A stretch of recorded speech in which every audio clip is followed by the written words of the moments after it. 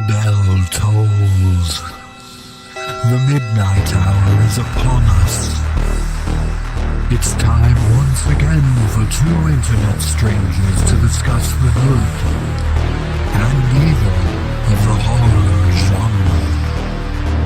So sit back, relax, and enjoy the terror within the Hallow-Holics Anonymous podcast.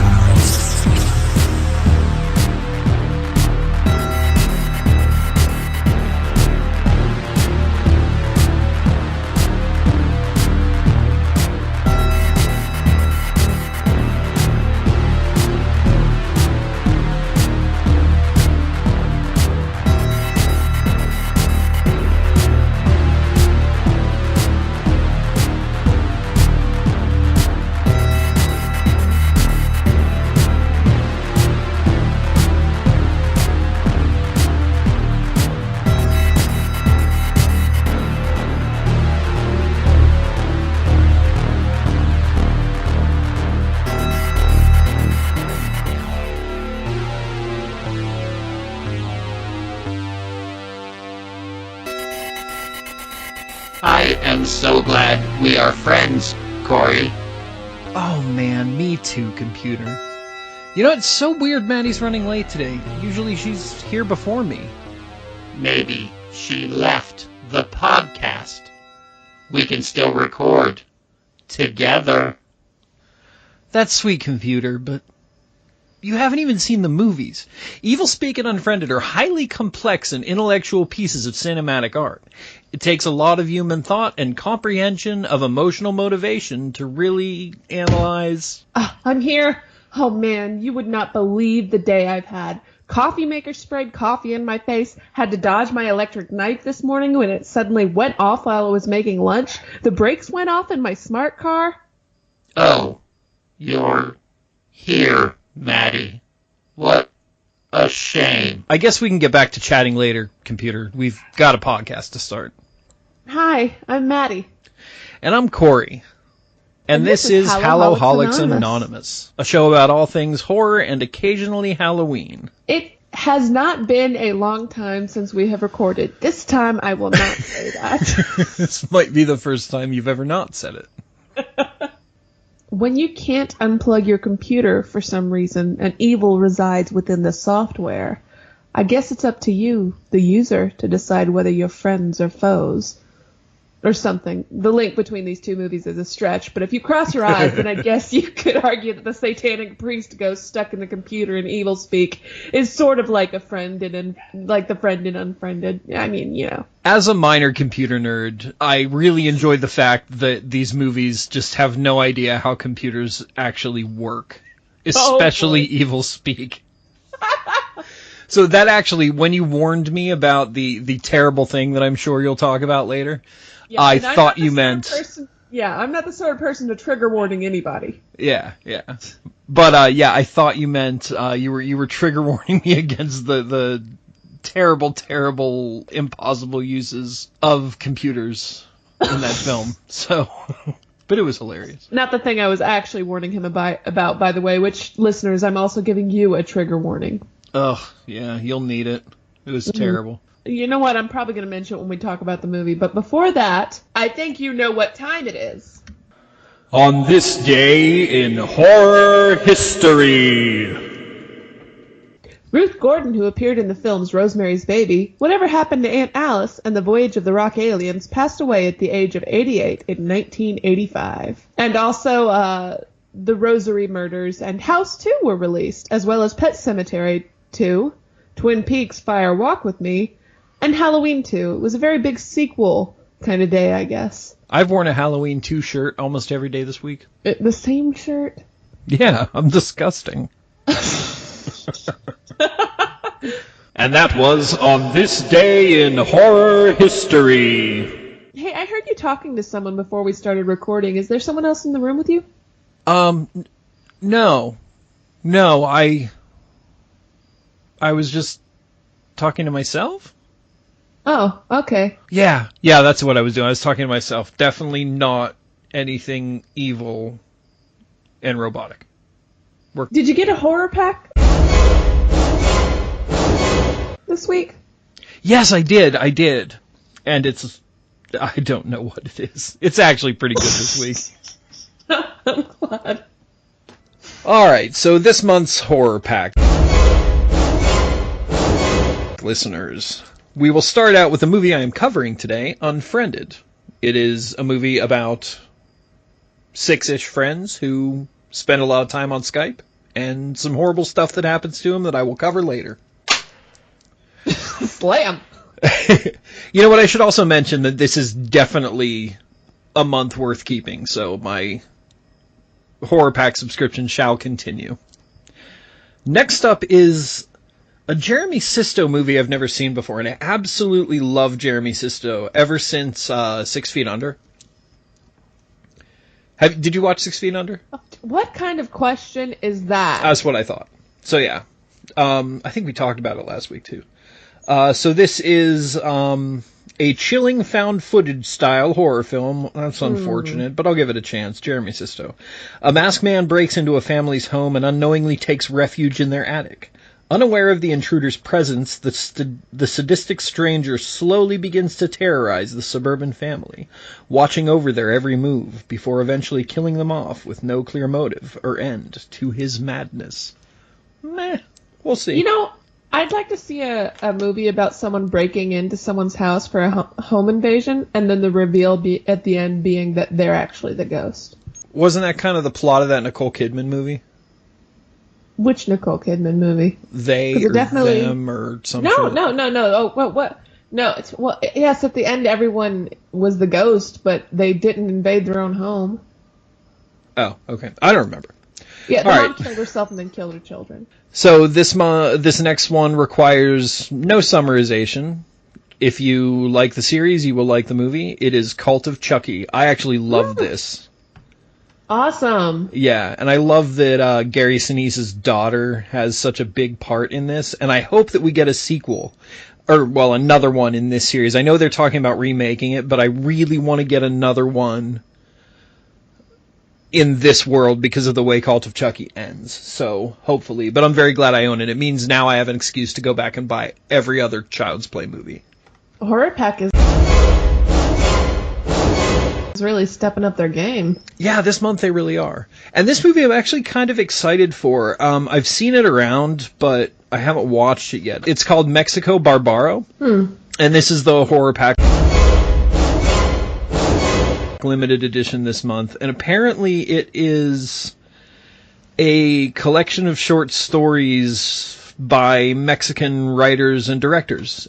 Mexico's put out some good stuff, like Acción Mutante, stuff like that. So I'm kind of excited to watch this one. And, I mean, it's short stories, so it's not a lot of a commitment. So maybe I'll report back on this next week, because I'll probably watch it sometime this week.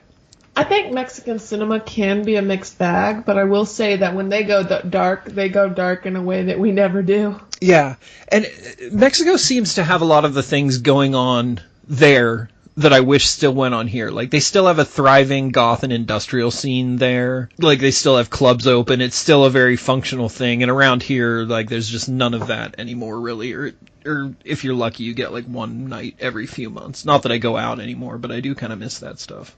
Well, you need to go to Austin, then. They got plenty of clubs. Well, that's true. But yeah, that was Horror Pack this month. And I will be keeping it for another month. I think, actually, that sounds like one of your best horror packs yet. Yeah, this was definitely one of the better ones. I have such a stack of horror pack. Like, I haven't even opened easily 80% of them yet. I think this winter I'm just going to make a stack of horror pack movies and just work my way through them. Yeah, that would be a pretty fun thing to do. I would suggest probably having some alcohol to work through the tougher ones. But well, I always do. That won't be a problem. So we have a little treat for listeners today in our journey to discover more fun games beyond just the death game. Yeah, and I don't fully understand this one, so it'll be explained to me. I'm as in the dark as you guys are, listeners, so I'm excited to see what we're doing here. We live in a technologically advanced world now. thanks, I mean, in part to the highly advanced technology you saw in movies like Evil Speak, we can do things today that we never would have dreamed of 50 years ago, including taking our Ouija boards to the World Wide Web. And using museumoftalkingboards.com, I found a simple but fun search engine Ouija board. I wonder how many spirits we'll contact. Well, only the ones who have watched Unfriended and or Evil Speak. So, That's just what we're looking for. yeah, we're going to talk to them about the movie. Okay. So, Corey, I'd like you to ask the first question. And by ask, I mean ask me to type it. Right, that's what I figured. All right, first question. About my movie or just in general? Either about the movie or in general, just related to this episode in particular. I need you to tell me so that together we can use our combined living energy to bring life to this digital talking board. Okay. So I will keep it computer related then and ask, is my computer haunted or are my hard drives crap? It's been a little slow lately, so we'll see what it says. Okay, summoning the spirits. Then, okay, ask your question, then hold your mouse lightly on the pointer and follow it as your answer is revealed. And I just realized I don't have Flash on this browser. Shall I try then? Yes. All right, hold on. All right, listeners, we are channeling the power of the spirits through Corey's computer instead. All right, let's try this again. All right. Are you sharing screens? Oh, no, I'm sorry. I just asked, I will after this question since I already typed it, but I did what you said. I just asked, is my hard drive crap or is my PC haunted? So, and I spelled haunted wrong. Hold on. Apparently I don't have Flash either, which is weird because I should have the Flash plugin enabled with Chrome. Apparently the spirits are not happy with us today, so we're going to have to find another source of... There we go. All right, I found one. Corey, I want you to apologize to whatever you did to the spirits. Okay. Sorry. Okay, now what was the question again? Is my computer hard drive... Is my computer haunted or are my hard drives fragged? I'm going to say crap because I'm not sure the spirits are advanced enough yet to understand the term fragged. Okay. Okay, the planchette is shivering. It's... Oh, wait, you have to move the... Okay, Corey, are you putting your spiritual energy into this? All of it. Okay. A... R... E... I think that's R. R. They are! I guess both. Oh, thanks, spirits of the computer. So I have to exercise my computer and defrag my machine. All right. Oh, great. That's going to be fun. Okay, I feel like I need to ask a question about Clint Howard. Oh, yeah, definitely. Which was the true villain in Evil Speak? Was it the toupee? All right. Okay. Do you feel the energy? Not. Okay. So it wasn't. Wait, still going. Not K-N-O. Not known. It's going to say no. W. No. Not known. I feel like Yeah, this spirit's kind of dumb. I feel like the spirit can't comprehend the true power of Clint Howard's toupee. And who can? I don't either. You can't even expect spirits to have that level of power. Ask it, is Clint Howard a sad, depressed man? Oh, that's mean. No, I'm just curious. I'd imagine he's not. I don't know. I feel like there's just, anytime I've heard him talk, I've just felt this sadness. No, thank God. All right. Finally a direct answer, too. We have to spell it out. Okay. All right. I feel like we have to ask something about your movie now. What should I ask, Great Spirit? Will any of the actors go on to blockbuster careers? Okay. This is a pretty dangerous question to ask. It's about... Yes! Oh my yes. God. Yes. Wow. The spirits just revealed a lot to us right now. Yeah. I wonder if maybe any of them have yet. Well, Jacob Wasaki did, or is relatively famous on a minor level. Yeah, the YouTube dude, yeah. Will Clint Howard return from the computer hell he's in? Yeah, it wasn't actually Clint Howard put into that computer, pal. See, I feel like that was just the spirit telling us that Clint Howard doesn't really have much of a grasp on technology these days. Like, he really only uses his iPhone for, like, phone calls. Well, that's disappointing. That would be a great sequel, though. Yeah. Do we have any final questions to ask the spirits? Yes. Will my business trip go well this weekend? I'm going to ask something that's more than yes or no. How will Corey's business trip go this weekend?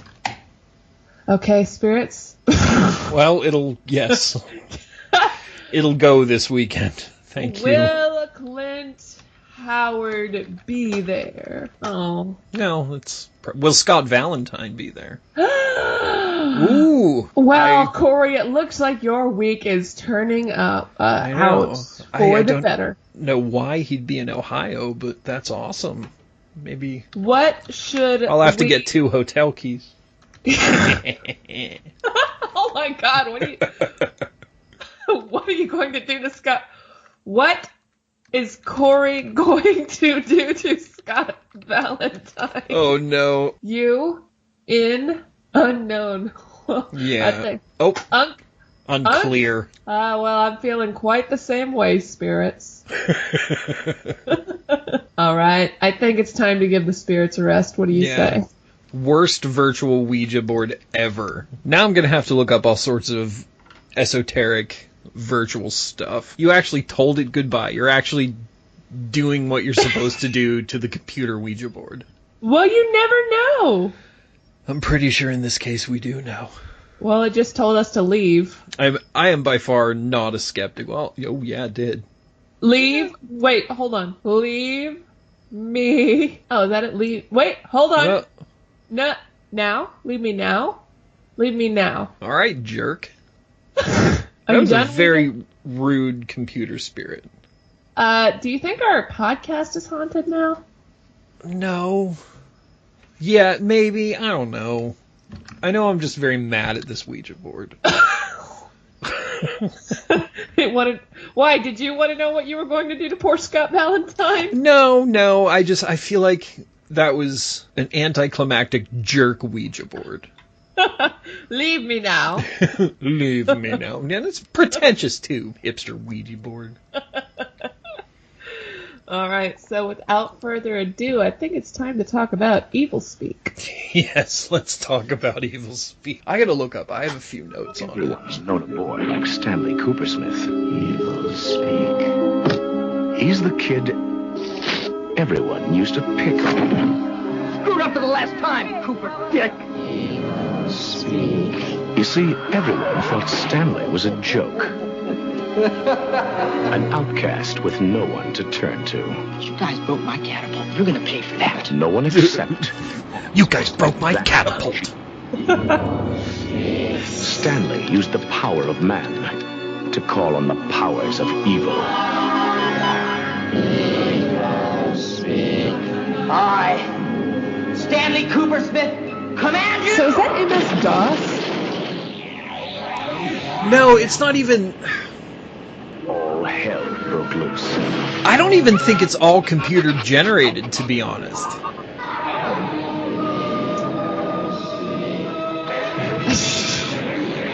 Imbue these creatures with your strength and force. Let them avenge me. That was a real church.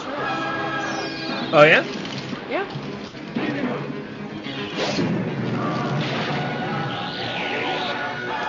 When they filmed, they used an old rundown church and they were allowed to burn it down. Nice. They were allowed to burn it down. God okayed it. Speak. Remember that little kid you used to pick on?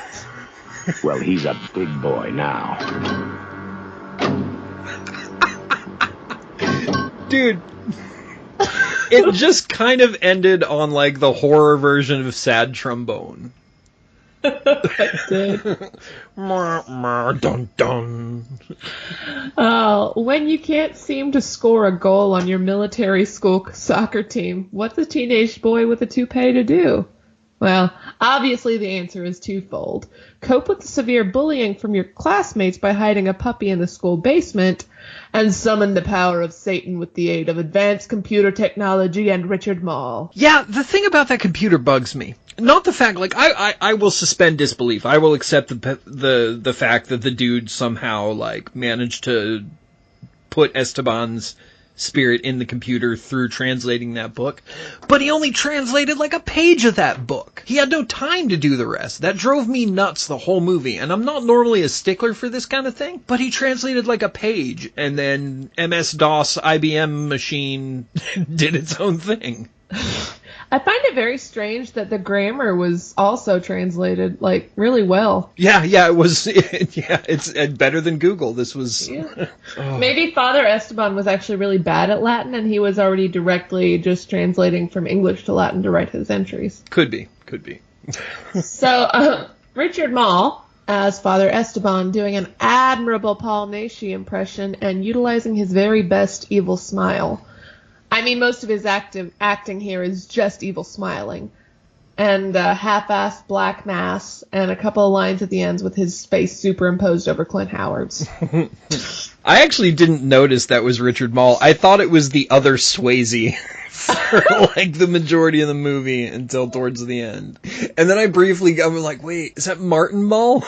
It all got very, very confusing until I finally realized who it was. Yeah, honestly, the superimposing was probably one of the best effects in the film.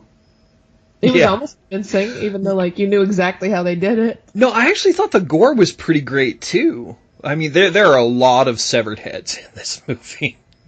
A lot of severed heads, a lot of heads cut down the middle, and I actually thought all of that was done pretty well. I admire the ambition they put into it. For sure. Now, this movie Evil Speak was actually an honorary member of the historic Video Nasties list in England. I think more for the satanic references than let's just come out and say it, the trigger warning, the puppy. But maybe that factors into. The puppy was so cute. Oh gosh, and the first time they teased you about it, and you're like, no! Yeah, as soon as you see that puppy, you know that puppy's dead.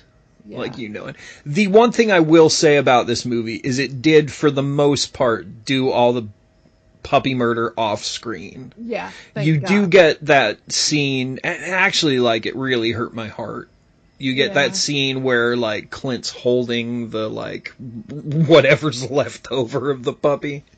And it just didn't make sense for his main bully, to be that level of sadistic. I mean, it was one thing for them to bully him, but why bring the puppy into it? Yeah, I have a note here, like, about the mean kids went from just bullies to absolute psychopaths in seconds. Like, just add beer and these guys were monsters. They went from, like, the one dude was like, we've got to get out of here, this is evil, this is not Christian, or whatever he was saying, to all of a sudden chanting, kill it, or whatever they were chanting. Yes, like, and it was the cutest puppy on the planet, too. Oh, it wasn't so an adorable. Ugly puppy. It reminded me so much of my boxer Crowley when we brought her home. Like, just this adorable, teeny tiny little puppy that just, legitimately upsetting. And I thought, if a kid was killed in this movie, Corey probably wouldn't react. But this puppy is going to get to him. I can't stand kids. I love puppies. That's the difference there. I'll watch hundreds of children die, but I don't like... I fast forward through the beginning of John Wick, and I love that movie just because of the puppy. That movie is long. It's a good movie, though.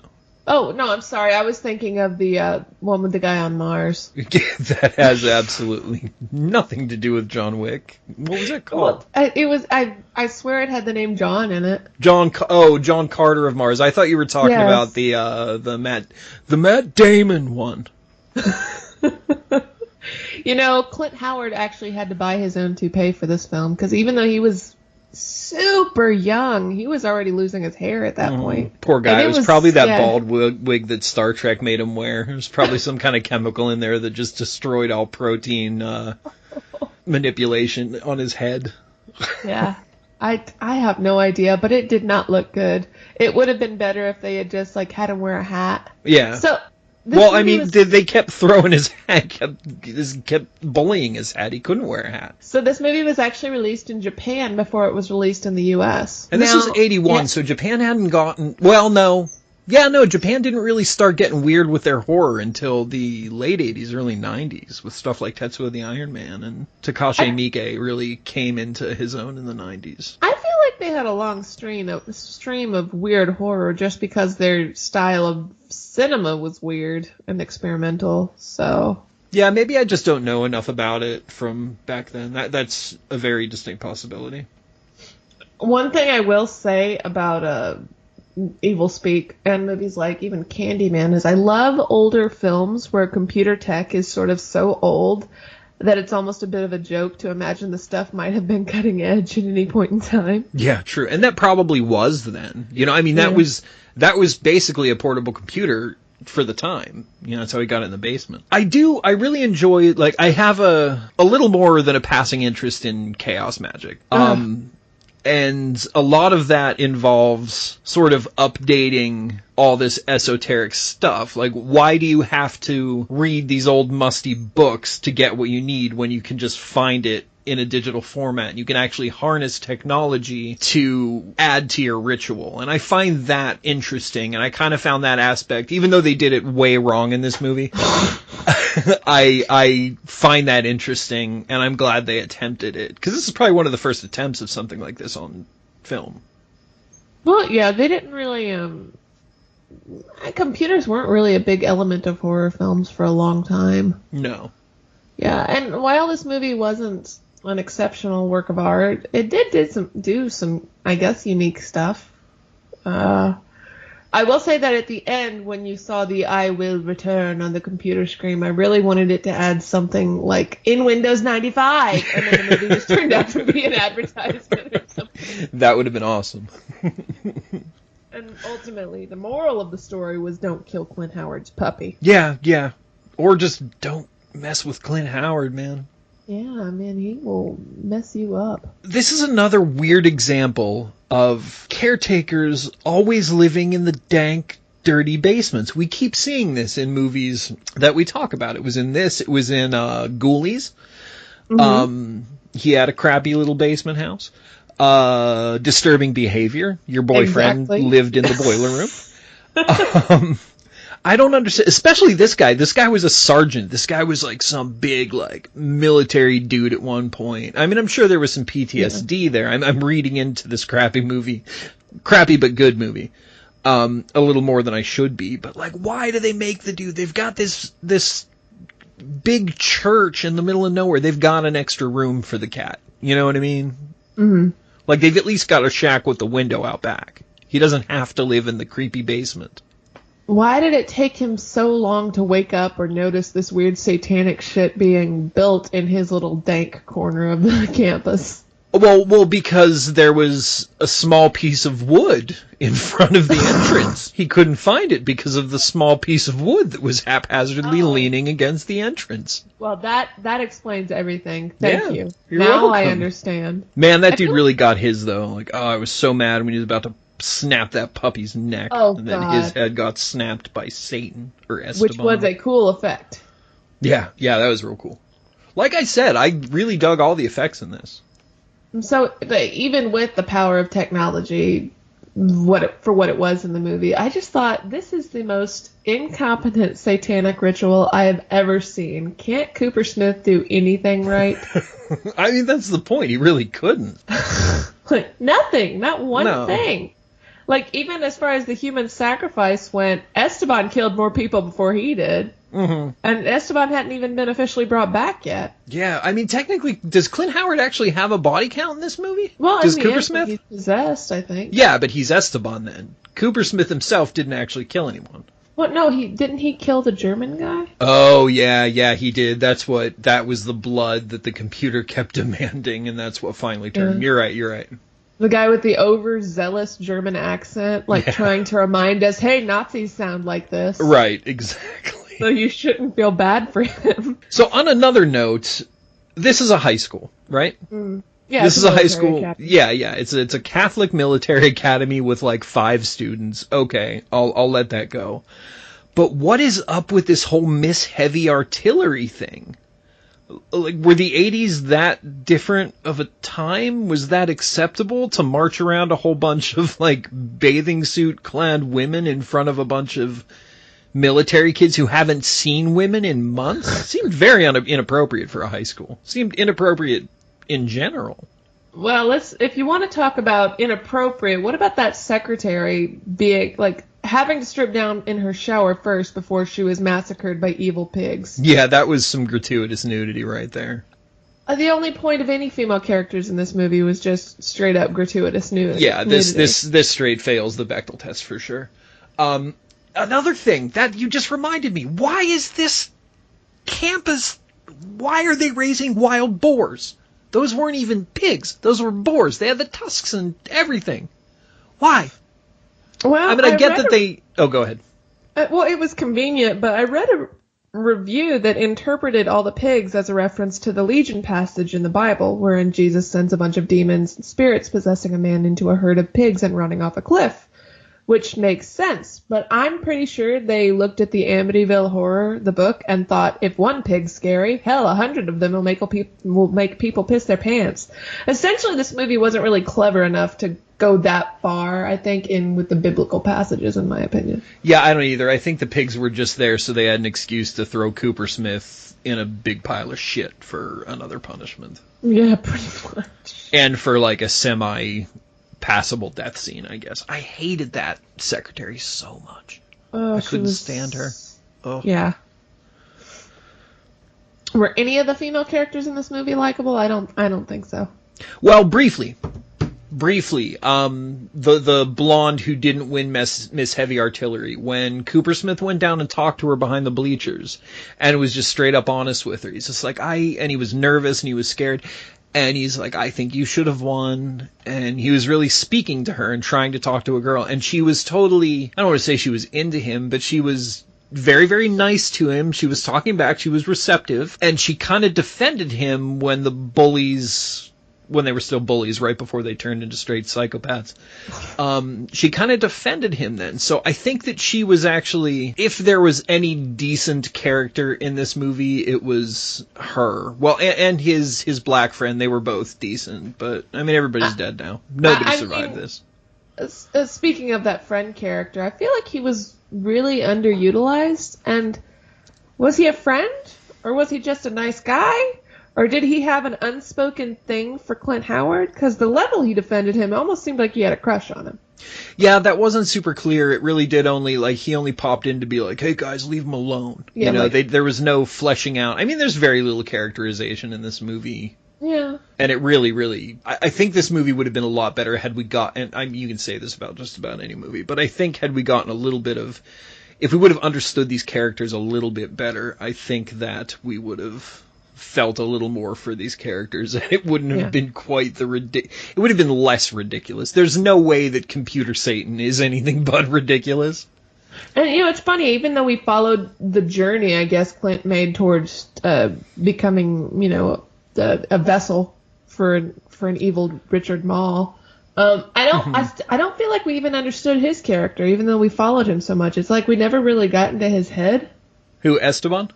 No, Cooper Smith's. I didn't understand his character choices. Like, even when he was being bullied in the beginning, immediately wanting to perform a satanic ritual. Mm-hmm. I mean, that seems like a really weird jump. Yeah, especially after he had that fetus nightmare, which was kind of cool, but I'm not sure a dream like that would actively make me want to summon Satan. No. I don't know, maybe it's just something he always wanted to do. I bet that if we asked Clint Howard, like if we found him right now and we're like, hey dude, what was the backstory you created for Cooper Smith?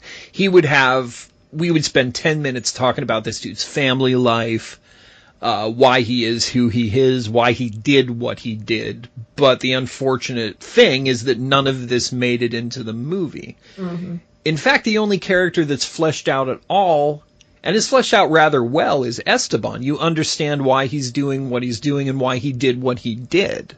Because he's just an evil son of a bitch. Well, kind of. But he was excommunicated originally for trying to take a different path than the other... For worshipping Satan. He wasn't really there yet, though. He didn't actually start worshipping Satan until they pushed him away, and he started his little death cult thing. I feel like they were excommunicating him specifically for doing evil things. Yeah, no, but that was the Spanish Inquisition. Everybody was doing evil shit back then. Like, who's to say Esteban's stuff was any worse than anybody else's? I see what you're doing. You're defending Father Esteban. Well, a little bit. I think that... No, hear me out. Maybe he was doing some evil stuff. All right, but like I said, everybody was doing some evil stuff back then. Maybe if his Inquisition friends would have just reached out and been like, hey, buddy, you want to come torture these non-believers with me? And they included him more instead of just excommunicating him and chasing him away. Maybe he doesn't start a satanic death cult. Maybe he doesn't possess a computer. Maybe Cooper Smith doesn't spend the rest of his life in a mental institution after murdering an entire school of assholes. I feel like Father Esteban to getting his pink slip by beheading people was a bit much. He certainly needed therapy, and I can't really completely agree with you that the jump he made was an understandable one. I just think the guy was alone, and I think he wanted friends, and the only way he knew how to find friends because of this whole Inquisition thing was to start his own little weird torture cult. And cut off the heads of naked women. Yeah, which is exactly what people were doing in the Spanish Inquisition as well. This is where the pair of anguish comes from, Maddie. Like, this is... Nobody is good back then. Like... Oh, God, I don't need that visual. I apologize. So, just to get us away from this ridiculous argument, because I can't help but defend the bad guys, because I'm a terrible person, did this movie feel kind of Italian to you in places? Did it kind of feel like a Fulci movie? Not like a good Fulci movie, but it had... Like that more of the idea of it being less guided by the plot and more guided by the experience and the atmosphere? That's a little too Argento for me. I'm thinking a little more Fulci-ish, and I can't explain Italian it. Cinema follows that. Yeah, to a point. I mean, Argento's a little more... Fulci's a little more blatant in what he's doing. His movies really aren't that, but I definitely agree with you on Argento. I think that it's more about the aesthetics than it is about the plot. But yeah, as far as your Fulci point goes, yeah, this did kind of lean towards that. Yeah, I just felt a lot of Seven Doors of Death, especially. Like, it just felt very Seven Doors of Death to me, and I don't know if that was because of I don't know what it was. But did you look up the director? Does he maybe have some sort of relationship to that? Well, the director was Eric Weston. I actually had done some research about him before. That is very much not an Italian name. Yeah, he wasn't really known for horror. Not really. No, I take that back. He's done some horror. Most of his stuff is just kind of but definitely nothing Italian. No, for sure. He's not done a whole lot. Oh, he's only done 10 movies. Yeah, but he did write the script for this as well as direct it and edit it. Wait, Pressure Point. No, he this didn't can't be... What? If this is the Pressure Point I think it is, I actually broke into the... I didn't break into it, but I ran onto the set and got kicked off. It was meant to be. Because it was filmed in Burlington, Vermont, and I was... let's not talk about the substances I was altering my mind with at that point. Suffice to say, it made me do things much faster than I would normally. And much crazier. And I saw this film... And I hadn't slept in a few days, and I saw this film being made. And I'm like, I want to be in a movie. I want to be an extra. So I got it in my head that if I just run past everybody out onto it, they'd see how cool I looked, and they'd want me as an extra. That's not the case. Those cats just grabbed me, tossed me off set, and said if I came back, I would go to jail.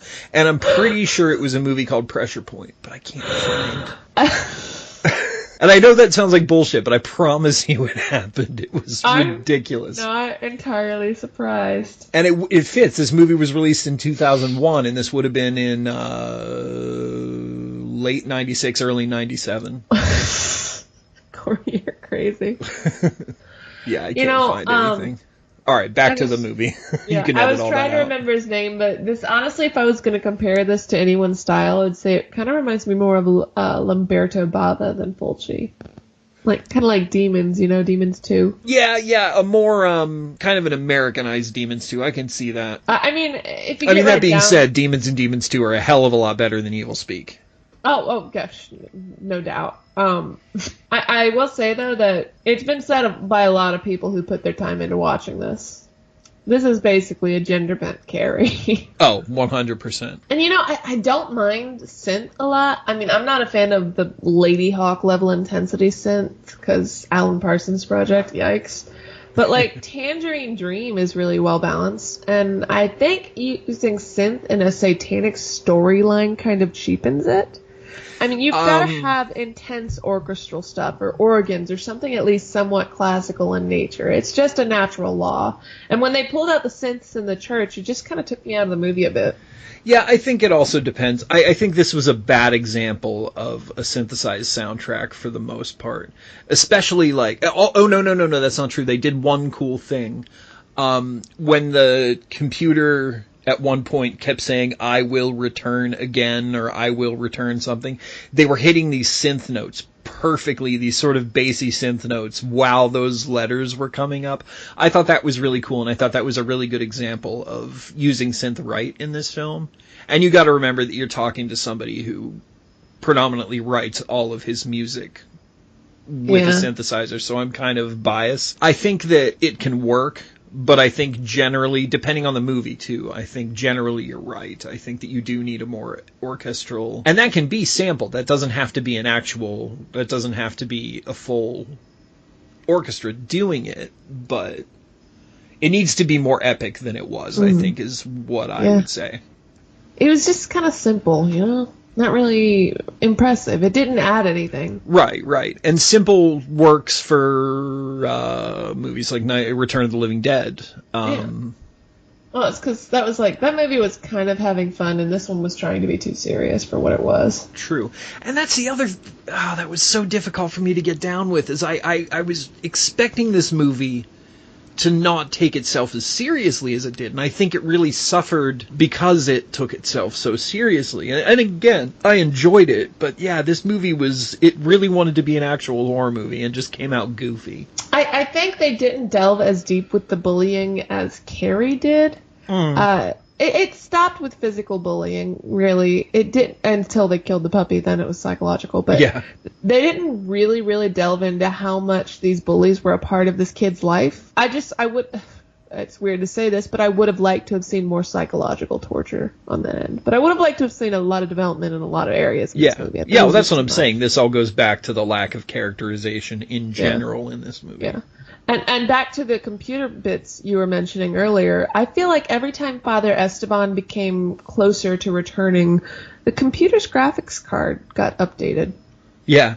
Well, that's what I'm saying. I don't think most of that was actually computer generated. I think that was animated and superimposed later on. So that's all I really have to say about Evil Speak. I mean, it's not amazing, but it's not terrible.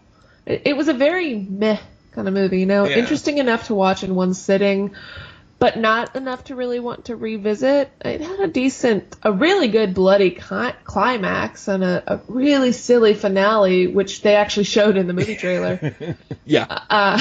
Which, I mean, why? I mean, it was okay. I would say watch it once. Yeah. This is a movie I would have watched with my best friend and like 5 other people in his dad's basement on his giant like projection TV when I was a kid. And we would have had a blast. You know what I mean? And you probably would have talked throughout it. Oh, for sure, and made fun of it. Yeah. This is that kind of movie, but it's also that kind of, like, we would watch it once, and this would not be the type of movie we'd be like, oh, next weekend we got to show this person, and this person, It's not that type of movie.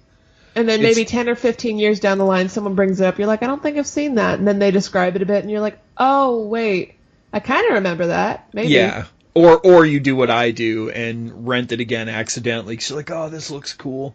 And then you remember. I didn't do it specifically with this, but I do that with movies all the time. Oh, yeah. Netflix always tricks me by switching their movie posters around. Yeah. So that was Evil Speak. That was evil speak. And I would love to play the trailer for you guys for Unfriended, but unfortunately, all you'll hear will be typing sounds and some music. Yeah, it's that's pretty much what the movie is too.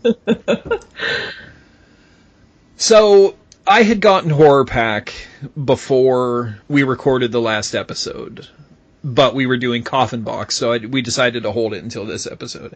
And I noticed that Unfriended was in there, and I had no interest in 2014 when this movie came out. I had absolutely no interest in watching it. I thought it looked stupid. I thought it was just going to be more like crappy teen horror, so I didn't give it a shot. So this is what's so... Oh, go ahead. Yeah, I will say that when you said that this is what we were going to watch, I thought the exact same thing, and I was like, oh god, it's going to be another Skinwalkers. Right. But this is the beauty of Horror Pack, and this is another reason why I pay the $20 a month, 20 or 25, whatever it is, because I really, really like this movie. It was so much better than I thought it was going to be. I thought a movie that was filmed mostly in Skype, Facebook, Google was going to be terrible. Chat roulette, yeah. There was really a lack of penises in that. Yeah, oh my gosh, I took a note like that. It says chat roulette, inaccurate, no penises. Yeah, that was weird. Yeah, the movie itself, it just seemed like it was going to be terrible, it was going to be lazy, and it was going to be boring. And I was 100% wrong. It was quick, it was relatively, I don't want to say witty, but the dialogue like hit the right notes with me. I think the pacing was really well. It was very natural. So Unfriended is a story about cyberbullying gone horribly wrong. Not that there's a way for it to go right, really. Cyberbullying is bad, kids. That is this week's PSA. Of course, theoretically, you could also turn off your computer. If you're being cyberbullied, that's terrible advice. Why? We're not going to get into this debate. This is bad. So, a girl, I believe her name was Laura, is pushed to suicide by a group of 6 friends because of a video they may or may not have filmed and posted. I think it's pretty obvious that they for sure filmed and posted it, and it'll be pretty obvious to you as well. There's no way this plot happens if everybody wasn't guilty of something. It's one of those movies. It's a pretty predictable plot as well, but it's still a really fun ride. I had this strange feeling when I was watching it that a couple years ago I watched a short film with the exact plot, but I couldn't find anything about it, so it was very odd. There might be something out there like that, because I have a similar thought. I had a similar thought, too. I mean, maybe I'm getting it confused with one of those terrible... Those, like, short films that are, like, text-based? No, not even that. There was a Stephen Dorff movie, and then there's Pulse. I forget what the Stephen Dorff movie was called. But they're sort of computer-related horror movies as well, sort of. And I'm thinking maybe I mixed those up. But I definitely got like the sense that I saw some kind of short story based on this or similar to this. Yeah, well, it's such a basic story. I can't imagine that a lot of people wouldn't have written something like it along the same lines. Yeah. All right, so a year later, on the anniversary of this girl's death, these 6 friends are forced to reveal their deepest and darkest secrets or die in an incredibly twisted game of Never Have I Ever. Each secret a little worse than the last, until the final truth is revealed. Who filmed and posted the video that led to Laura's suicide? One of my favorite actors is in this, kind of independent actors, and I harassed Corey and made him watch a video earlier with him, Jake Wysocki, who plays the overweight friend. And he was great. The typical video game, computer, pudgy, snack-filled hacker. Yeah, but he's a really talented actor. He is, and I really did enjoy the YouTube shorts you were showing me. So, telling a story using only Facebook, Skype, Google, and YouTube is a pretty risky endeavor. Like, they definitely took a chance putting this movie out. But it generally works. Although, occasionally on screen, there was way too much going on. And sometimes I found it hard to focus on what I should be seeing. Yeah. I had to go back and watch parts over again because I'd be focused on, it would do that thing where you'd have the big center window on Skype that you're supposed to be paying attention to. And then you'd have the other 4 or 5 characters reacting to what's going on in smaller boxes below. I'd often be more interested in the reaction at the time than I would be about what's going on in this big box. So I missed a lot. And I had to go back and watch it. This would have been really frustrating to me had I seen it in the theater, and I wouldn't have been able to do this. Because I would have missed some of the most fabulous death scenes I've seen in modern horror. Like they really, you your boy, the way your boy goes is amazing. Oh, I have this written down too. Normally I absolutely can't stand quick cut editing, but it works so well in this movie. Perfect. And the fact that, perfect. And the fact that like 2014 Skype is a little less reliable, so the audio cutting out and the artifacts you're getting, that was actually happening back then, especially on crappier internet, which a lot of people had crappier internet back then. It just made everything feel a little more real. And the fact that, like, when he died, you cut to him, his hand in a blender, and then you cut away and you cut back, and he smashed the blender and just headbutts the blades. Oh, it was so well done. Oh, man, it was an intense so movie. well done. Yeah. I to your point about struggling with the format at first, it took me it took me until the really bad stuff started going down to really get into it, the style. And I was thinking to myself, I thought, I guess I'm behind the times. I guess I'm just too old-fashioned and I can't follow these new experimental films. But I did eventually get into it, and I was glad I did. I still don't know whether I completely, I'd want to watch another movie like this. See, I'm actually super hyped to watch Dark Web now after this. I mean, it's a sequel, so it's going to suffer from, the sequel curse where it's not nearly as good, but... Mm-hmm.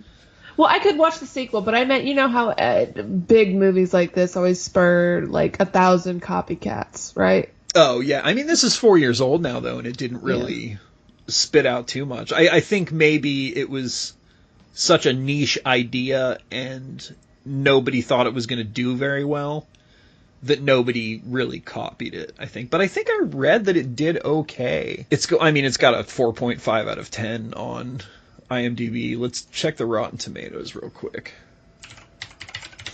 I thought it was, while you're looking for that, I thought it was kind of funny that when they said, oh, this is a troll, and Blair, the main character, said, what's a troll? It was a very silly question. It was just an obvious insert for the audience, the few people who don't know what a troll is. Yeah. I mean, at that point, that's not really that surprising that it had to be defined, though. Yeah, and it was a little silly when she got that email and couldn't figure out a way to forward it. I kept thinking to myself, copy and paste the web address in the email, Blair. You've got a text box. Yeah, but I think the point there was that those things were impossible, and they were just kind of telling us that the most simple way possible. You know, that the spirit was blocking that stuff. It didn't do so well. 62%, on Rotten Tomatoes, which is better than a lot. Audience score is 37% liked it. So, I don't know. At least it got a sequel. But back to this whole unreliable internet chat stuff from then and that kind of thing. This movie's full of jump scares. But I can accept jump scares in a movie like this because it really feels like they're meant to be there because of the way they're using the technology. You know what I mean? This isn't a cat jumping out of nowhere to scare an audience in the cheapest way possible. It's more like the creators taking advantage of the limits of technology to believably terrify you. This movie earns those jump scares. It really does. I feel like we watched or talked about a movie at some point earlier in our podcast. I don't remember which one it was, where we were complaining about how a movie hadn't earned all the scares it had in it, and it was kind of a letdown because of that. But this one, every jump scare was worth it and well placed. Yeah, for sure. So, this director he's only directed 5 other movies, and I've not heard of any of them. Lucky Trouble, which is apparently a Mila Jovovich vehicle that I've never heard of. Yolki 2 and Yolki 3. He's credited as a segment director, so I assume it's short films. And he's got a documentary called Rezo. I assume this looks like it's a documentary about an artist. Yeah. And that's all he's got as far as directing chops, which is interesting that he just jumped into this weird horror. And maybe that's why he did it. Maybe he's just into doing stuff that hasn't been done yet. I read that it was a challenge to do this film for all of the actors, just to keep the emotions high and everything in the way that they were being filmed. It would be difficult because, I mean, nobody's really in the same room, you know? Yeah. And by the time they actually got the right cut for the final scene, they had actually gone through, I think, almost the whole storyline multiple times. So those emotions, that stress, that anxiety was real. Oh, and That's it what they feels got out real of it. too. Yeah. And I will say this, though, about watching this movie. Should we reveal any spoilers? I'm not sure. Yeah, I mean, it's 4 years old. I don't Yeah. think it matters that much. It feels like Well, before we do, guys, if you want to see Unfriended, which I think you should, it's got my seal of approval. I really enjoyed it. But if you're going to see it, I approve. pause it. Like, don't listen to the next couple of minutes of podcast. Because we've got to break this down. We just Yeah. got to. It feels like... I'm about to start, by the way, guys. Here, let me give you a few seconds to pause it. Do-do, do-do-do-do-do-do-do. You know, it takes less than a second to pause it, right? Well, yeah, but I was just like thinking about the I Dream of Jeannie and Bewitched song the other day, and I realized they're pretty much the same. And anyway, you're not wrong. Anyway, okay, I feel like they paused now. Yeah. Or long enough. Welcome back, guys. If you're coming back to the episode, if not, well, screw you. You should have come back and finished it. You probably won't hear me threatening you because you didn't come back. And for those who want to hear the spoilers, here goes. It feels like all the protagonists have to die in modern horror. Like, audiences today delight more in the suffering than the fight. And I want to see main characters fight. I want to see evil lose. I guess I'm old-fashioned. That's because you're Christian. Oh, okay, fair enough. Yeah, that's actually pretty good. I've just never actually gotten to blame your religion on something, so I had to take it where I got it. I think you're right. That's the worst thing to blame on me. True. I agree with you. I think that modern horror, there isn't a whole lot of room for protagonists to win anymore. But again, horror reflects the times we are living in. And people are not winning right now. You know what I mean? Evil is definitely... The scales are at least... Maybe I don't want to be quite as... I don't want to be quite as paranoid conspiracy as that. The scales are definitely tipped in the favor of evil and people who are doing wrong right now. And music, as well as movies, especially genre films, reflect that. And I think that's what's going on right now. Does this mean that we're going to be remembered as the I give up generation? No, not necessarily, because it's a reflection. It depends on how all this turns around. If it does turn around, people didn't give up. They fixed it. You know what I mean? Yeah. But if it doesn't turn around, then yeah, people gave up. Not that I'm any sort of political activist or anything. I just try to be a decent dude and live my life. But yeah, that being said, learning about the kind of character Laura was, she was a bitch, she had it coming, and Adam was a dick, and he had it coming.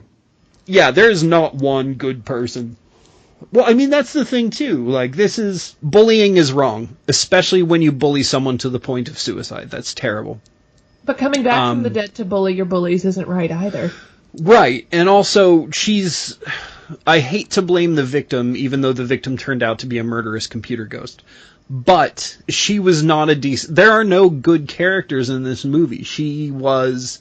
I mean, the first thing you see is her trying to fight Val. She's trying to start a fight with Val. So you've got that. You've got the fact that the main character girl, I can't remember her name. Blair, she was there when it was being filmed. Her boyfriend was the one filming it. No. Her boyfriend uploaded it, she filmed it. Oh, yeah, that's right. Sorry. You've got typical preppy jock guy who bangs his best friend's girlfriend. You know, I guess your boy, the nerdy guy, did he really do anything? Well, he said she had it coming. Yeah. I mean, they all posted. They all posted on Facebook. Yeah. I'm sure he shared it and laughed about it and helped spread the rumors. Sure. But yeah, I mean, and this reflects, this is mob mentality. This happens all the time. Like, people, it's this terrible cycle. People see somebody doing something horrible, they get involved because they either want to be part of this thread history or they're just looking for an outlet for their own terrible lives, you know? So I guess maybe it's not that these are all terrible people. These are just all very typical people. And they're weak. They're scared people. Yeah. They're kids. Yeah. But even as a kid, this was not something I would have done. Oh, no, not me at all. Especially like putting the title "Kill Yourself" on a video, especially. Yeah, for sure.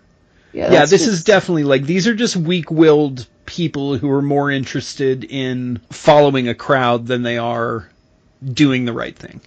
And I think this is a big problem with the world right now. I'm sure it doesn't help that they're all kids and drinking and smoking and like doing all this stuff when they're not even 18 yet. I mean, that does some funny stuff to your brain. Your judgment is a little bit poor. I was nothing crazy, like... Dude, you crashed a movie set because you thought you'd be a star. That was after high school.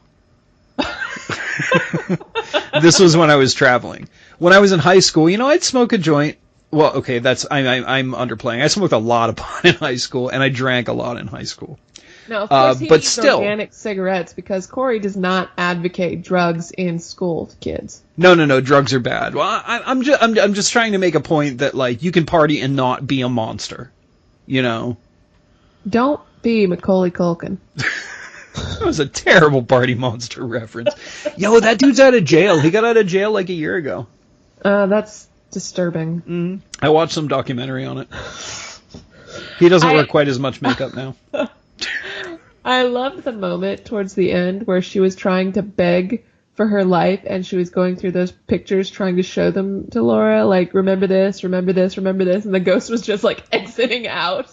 Mm-hmm. Yeah, that was pretty great. The chat roulette scene was pretty awesome, too, and there's a little bit of hope for humanity. There's no hope for these characters, but there is hope for humanity in this movie because you've got her jumping in.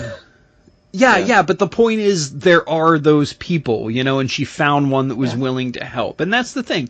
You've just got to find one person that's willing to help you, and things maybe won't turn out quite as bad unless your ghost possessed a computer. So, unless you're being harassed and murdered by a computer ghost. There's really no way out of that.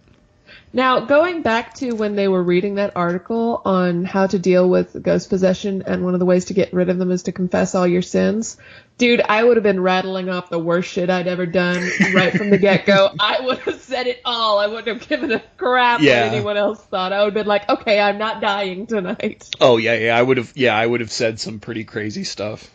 For sure, just to try to get out of that. Yeah. But even then, like, there's still no that joke.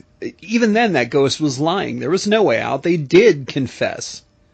But not everything, and it was too late, I'm sure. Yeah.